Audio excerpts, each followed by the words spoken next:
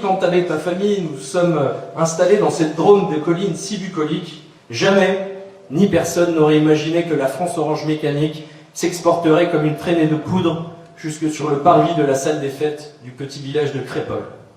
Et ce jamais, c'était le sentiment incrédule de tous les habitants que j'ai rencontrés pendant la campagne des élections législatives, avec un seul mot d'ordre, justice. Justice pour Thomas, justice pour les 200 victimes du bal de Crépol. Je suis désormais député d'une terre martyre de l'ensauvagement, de la haine anti-française et du laxisme d'État. D'une terre où un réfugié islamiste soudanais a poignardé à mort Julien Vincent et Thierry Nivon au cri de Allah Akbar. D'une terre où, à peine un an après le drame de Crépol, le jeune Nicolas, coéquipier rugbyman de Thomas, était assassiné d'une balle dans la tête par un étranger lié à la DZ Mafia. Vous comprendrez aisément que mon mandat est une dimension singulière, celle d'être aux côtés de pères et de mères qui nous confient une seule doléance, protéger la vie de leurs enfants. Ils attendent de nous que nous menions le combat, que nous prenions le pouvoir, que ces actes de cruauté contre les nôtres ne soient plus jamais qualifiés de faits divers, mais bel et bien de faits de société. Alors pourquoi ce drame de Crépol a-t-il été l'objet de toutes les versions accusatoires, de toutes les tentatives de manipulation et à la fin de toutes les capitulations?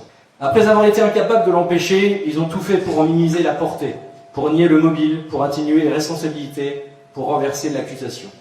Ils ont organisé la conspiration du silence, pour que plus jamais l'on ne puisse dire un jour « Thomas est mort parce qu'il était blanc, Thomas a été poignardé parce que son agresseur haïssait les Français, parce qu'il vous haïssait, vous, en tant que Français. » Pourquoi une telle omerta? Nous tenterons ce soir d'y apporter des réponses. Alors que pour la mort de Naël, toute la gauche a hurlé aux violences policières systémiques et légitimé les émeutes urbaines de violences inouïes, le trépas de Thomas n'a eu le droit qu'aux accusations d'emballement médiatique orchestrées par l'extrême droite. La doxa interdit de reconnaître que, lors de ce raid meurtrier, ces propos tenus et entendus, on est là pour tuer du blanc, on est là pour planter du blanc, ne soit aussi le reflet d'une culture de racisme anti-blanc véhiculée chez certains immigrés.